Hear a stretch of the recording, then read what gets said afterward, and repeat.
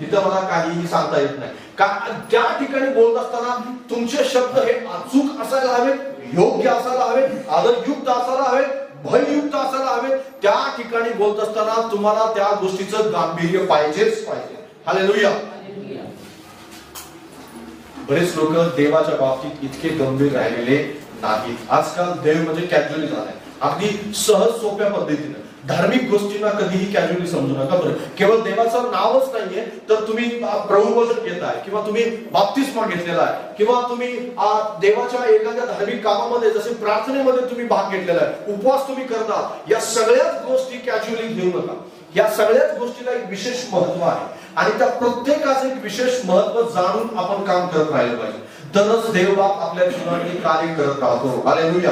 पण बरेच लोक या गोष्टींना इतकं गांभीर्याने घेत नाहीत आणि म्हणून त्यांना देवाचं नाव घेणं एक सहज सोपं म्हटलं.